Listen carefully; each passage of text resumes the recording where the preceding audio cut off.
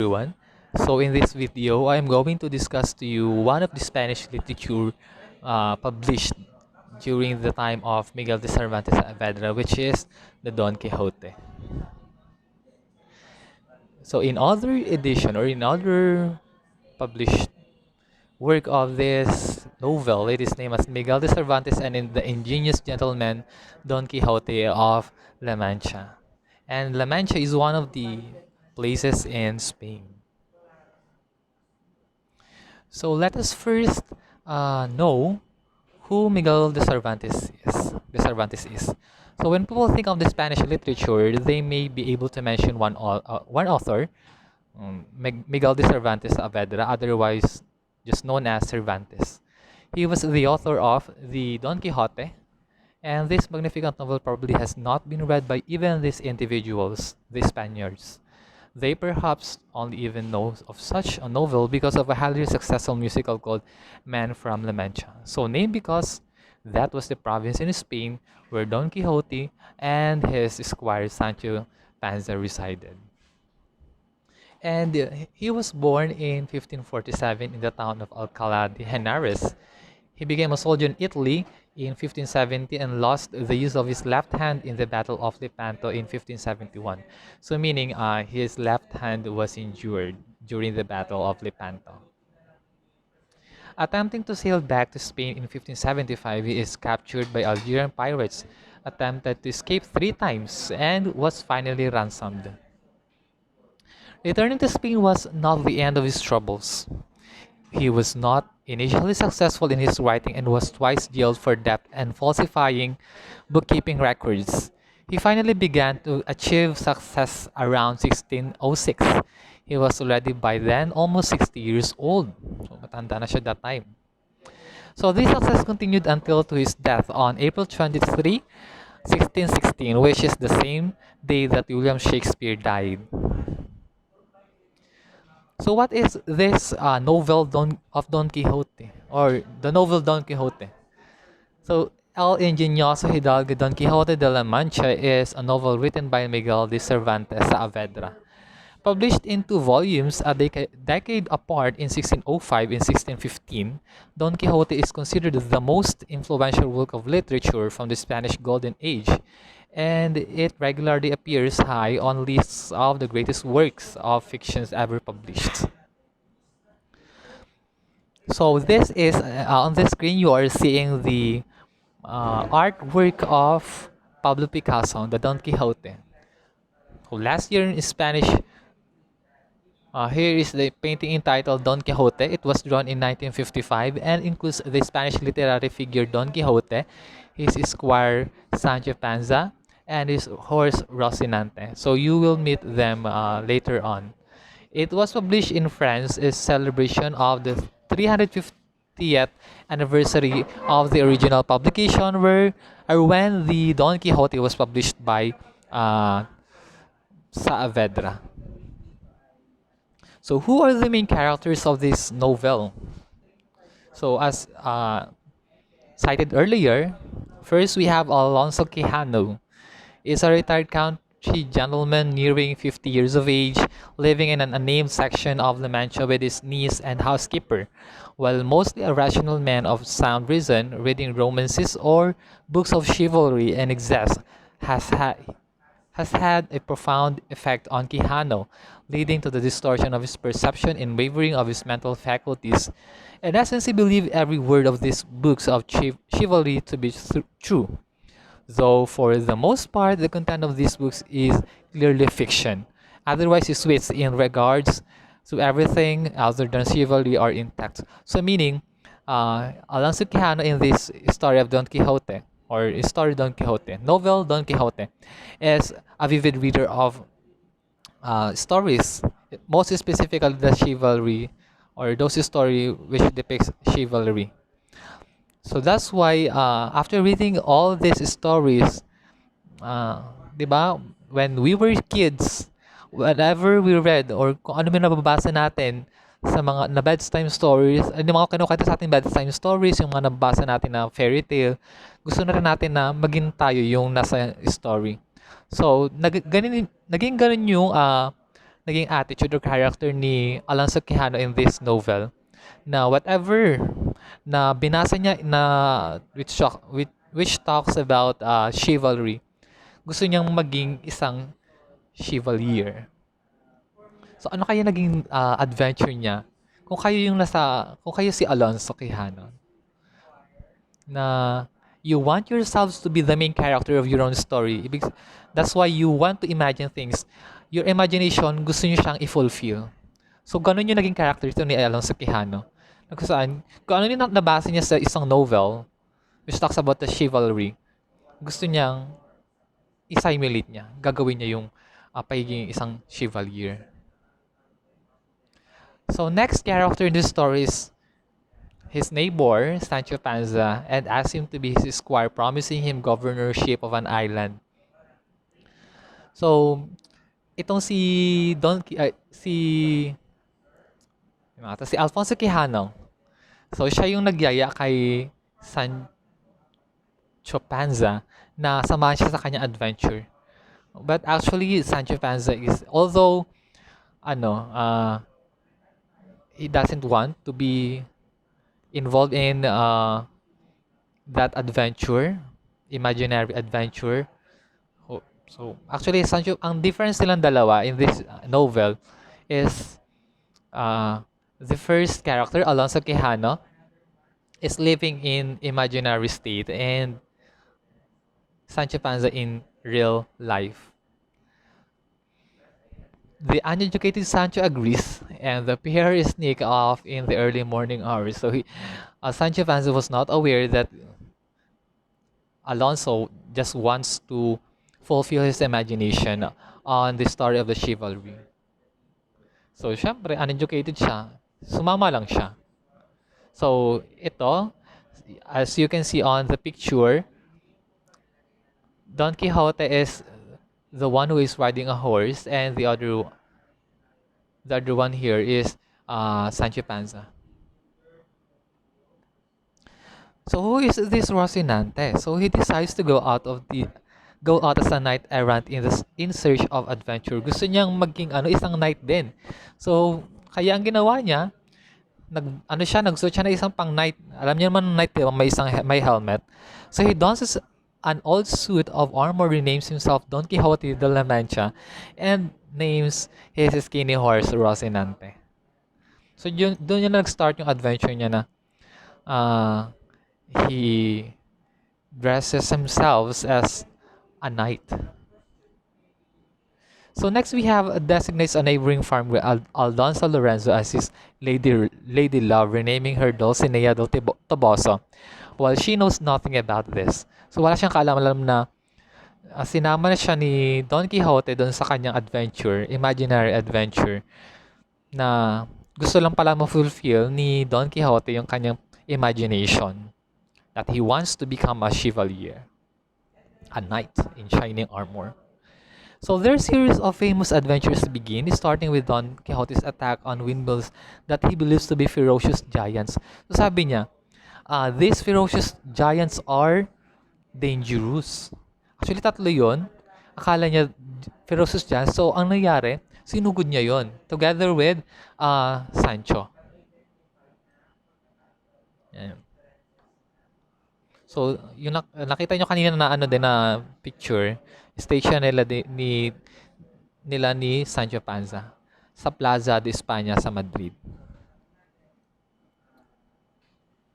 So, yun, going back to the story, ang nangyari kasi, nung in-invite niya si Sancho na sumama sa kanya adventure, sinugod nila yung Windmills.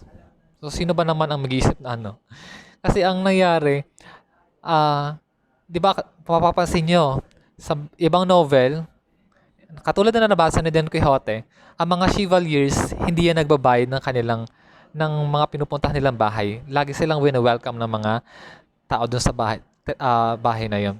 So, ganun yung ginawa niya. Kaya yung mga tao nagtataka kung bakit niya ginagawa yun. Kaya, yun, go along, play along na lang yung mga nakasalubong ni Don Quixote, playing his role as a chevalier. So the character of Don Quixote became so well known in his time that the word Quixotic was quickly adopted by many languages. Quixotic it also serves to describe an idealism without regard to practicality. An impulsive person or act might be regarded as Quixotic. Ano yung sinabing impulsive person? Sa pamimili, if you are impulsive one, mostly mga babae ito, if they want that thing, they will buy it. Unlike sa aming mga lalaki, most of us men are very compulsive. Opposite ng impulsive is, antonym ng impulsive is compulsive. Meaning, we are judging first the situation before we do such a thing. Pero sa pamimili, most girls ganon. If they want the thing, they want to buy it. They will buy it. So that is one way of being a chaotic one. So the phrase sitting at the windmills to describe an act of attacking imaginary enemies derives from an iconic scene in the book. And tilting at windmills means attacking imaginary enemies or fighting unwinnable or futile battles. So yun, Don Quixote tries to defeat that na inakala niya ay ferocious giants, delikado. So as you can see on the picture, he's trying to defeat the windmills pero hindi niya kaya yan kasi syempre windmills yan. So ganun yung naging imagination niya, pati windmills na pagkamalan niyang giants. So Sancho tries to restore his faith. So after nangyaring yon, Sancho tries to restore his faith but Quijano, his proper name, only renounces his previous ambition and apologizes for the harm he has caused. Siyempre, sino ba naman ako? Kunwari, ako si Don Quixote. Invite kita sa adventure ko. So, kung ano mga naisip kong gawin, make it go along ka lang. So, ano nangyari? Yun, nag-sorry si Don Quixote doon kay Sancho. And he dictates his will, which includes a provision that is niece, kung nabanggit kanina na, yung niece niya kanina na madidisinherit yung kanilang property if she marries a man who reads the book of chivalry. Ibig sabihin, ayaw niya magaya, ayaw niya maging katulad ayaw niya na may mapangasawa yung niece niya na katulad niya. After Alonzo Quijano dies, the author emphasized that there are no more adventures to relate, and that any further books about Don Quixote would be spurious. So part 2 of Don Quixote explores the concept of a character understanding that he is written about, an idea much explored in the 20th century. So let's analyze this story. So incompatible systems of morality. So Don Quixote tries to be a flesh and blood example of a knight errant in an attempt to force his contemporaries to face their own failures to maintain the old system of morality, the chivalry code. This conflict between the old and the new reaches an absolute impasse. No one understands Don Quixote and he understands no one.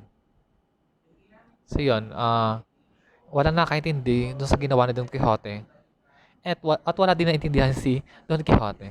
So that is an absolute impasse. So though many people in Don Quixote's world seem to have given up on romantic love, Don Quixote and a few other characters hold dear this ideal. Don Luis' love for Clara, Camacho's wedding, and the tale of the captive and Zoraida, for instance, are all situations in which romantic love arises above all else. Even in the case of Sancho and Teresa, romantic love reveals a significant part of the matrimonial commitment, which we see in Teresa's desire to honor her husband at court. Ironically, Don Quixote's own devotion to Dulcinea mocks romantic love, pushing it to the extreme as he idolizes a woman he has never ever seen. So, what is similar between Don Quixote and Sancho is that they want to fight for the woman they love. So, yun lang yung pagkakapares sila. Pagkakaiba nila, Don Quixote is living in unreal world, but Sancho does. Okay, Don Quixote contains several discussions about the relative merits of different types of literature, including fiction and historical literature. Most of the characters, including the priest and the canon of Toledo, which was not mentioned, ultimately maintain that literature should tell the truth. Several even propose that the government should practice censorship to prevent the evil falsehood of certain books from corrupting innocent minds like Don Quixote's. However, we see that even the true histories in the novel end up disclosing falsehoods. Cervantes declares that Don Quixote itself is not a fiction but a translation of a historical account. So the books and manuscripts that appear everywhere in Don Quixote symbolize the importance and influence of fiction and literature in everyday life. The book instruct and inform the ignorant and provide an imaginative outlet for the characters otherwise dull lives. So, ano lang kasi na to, ang message ng story na to. Kaya naging ano siya best-selling novel in that time. Kaya siguro nagkaroon ng ano, ng, di ba, 250th anniversary at nagkaroon ng painting. Kasi itong Don Quixote, it talks about how we should manage ourselves when we are reading something. Ano, naging ano kasi siya, naging gusto na ni Don Quixote na mag-live dun sa kanyang binabasa mga aklat. So I'm not discouraging those people who loves reading books. You can use that as to create another book or to create another novel, but not simulate that in real life. So that would be yan, masyadong in Tagalog it's kabaliwan. Kasi syempre, although we cannot blame naman Sancho, Don Quixote if he has done that thing in the novel. Okay, next we have horses symbolizing movement and status in the novel and often denote a character's worth or class. The pilgrims outside Barcelona, for instance, walk to the city. The noblemen ride in carriages, and the robbers and Don Quixote ride on horseback. In Don Quixote's mind, at least the appearance of horses on the horizon symbolizes the coming of new adventure. Diba sabi ko sa inyo, the adventure starts when he rides on yan, kay Rocinante. Indeed, Rocinante and Dapple play an important role in the journeys of... Si Rocinante yung horse ni Don Quixote and Dapple is the horse of Sancho. They are not only means of transport and symbols of status but also companions. So, inns. The inns that appear throughout the novel are meeting places for all people of all classes. They are the only locations in the novel where ordinarily segregated individuals speak and exchange stories. Inns symbolize rest and food, but also corruption and greed, since many innkeepers in the novel are devious. Sancho often longs to stay at an inn rather than follow Don Quixote's chivalric desire to sleep under the stars. These opposing preferences shows Sancho's connection with reality and society and his instinctive desire for comfort, in contrast to Don Quixote's alienation from the society and its norms. So kasi most of the kasi that is only the summary. If you will read the whole story of the whole novel, kaya nga siya novel, you cannot read that in just one sitting. So most of the settings happened in the inns. Okay, so that ends the story of Don Quixote. So if you want to know more about this novel, you may visit other references for clarification and to validate this video. So I hope you learn something out of this, because if you will read the I myself when I read that once, I have not understand it already. So I read it at least thrice, because this is a work of fiction. So there are symbols used in this novel. So thank you for listening. Have a good day and God bless.